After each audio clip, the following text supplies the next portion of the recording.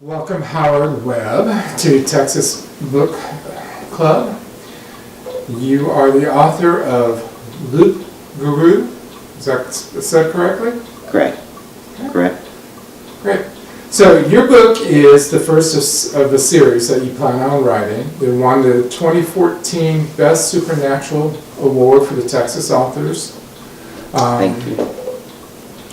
Tell me a little bit about your book. Well, it's about a man who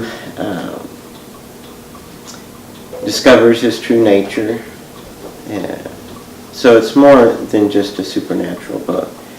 It does have a wild nature of witches and demons and gargoyles set in the 1750s.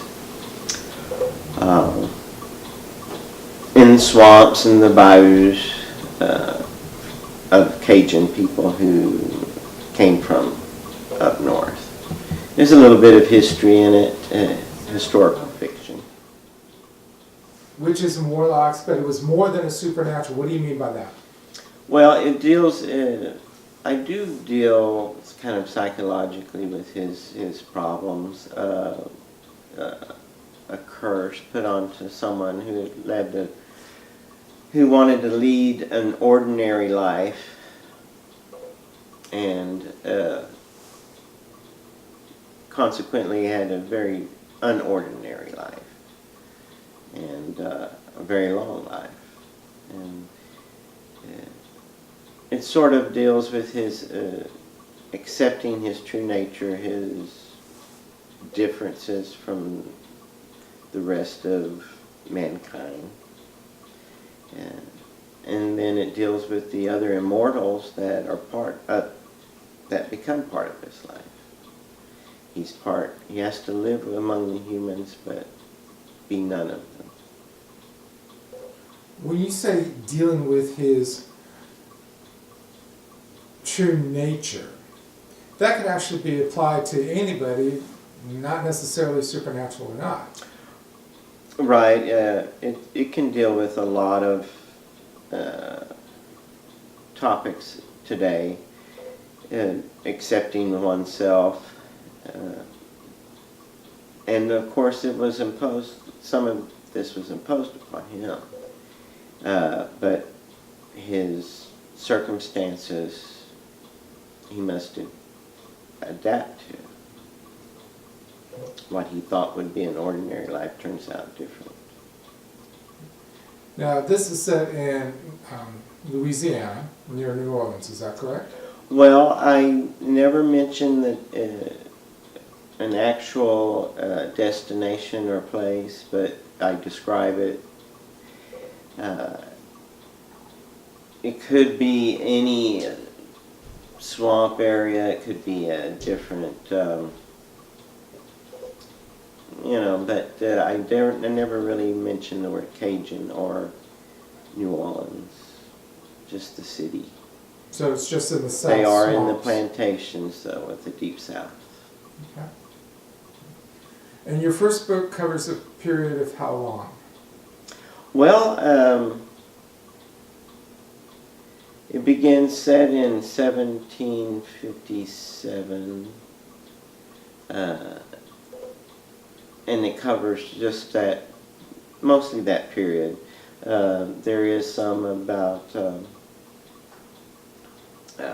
how he acquires the plantation, but it basically is set in that year. And your next book, when is it It due would out? occur, well, I mean, it takes up about 20 years later, Okay. 15 to 20 years later, after the end of this first book. And what is going to be the difference between the two? Well, I don't want to give away too much, but he does become a father and a family, and it deals with that. The plantation, a lot of what I wrote isn't just, I have to develop the scene with the plantation. There's incidences of slavery. There's parts of the French colony that began in Haiti, a flashback of that. But the next book will take off with kind of continuing and giving answers to some questions that were left unanswered. What motivates you to write such a story? Well, probably escapism. Just, I always enjoyed spine-tingling movies. Hitchcock movies have influenced me a great deal as a child. Why this particular genre? Well, I think it's a kind of a easy way to write. I can imagine a lot of things. I mean, this is totally fiction. I mean, there's no such thing as witches and warlocks and werewolves. I mean, it could be set on Mars, but I can do all kinds of wild things within reason. But the imagination is left unfurled. What is the one thing you would love a reader to get from your book? Well, just enjoyment. There's the theme about one's own nature. It's important. There's different sub-themes, but just pure enjoyment.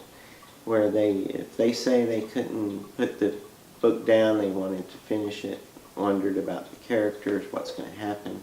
That's good. When is your next book due out? It's a good question, but I'm on schedule. It could be edited and proofread by the end of the year, beginning of next year. Okay, so spring 2016. Right, that's a good forecast. Is there anything you'd like to tell your readers? Just keep reading and support other Texas authors out there. Enjoy yourself and happy reading.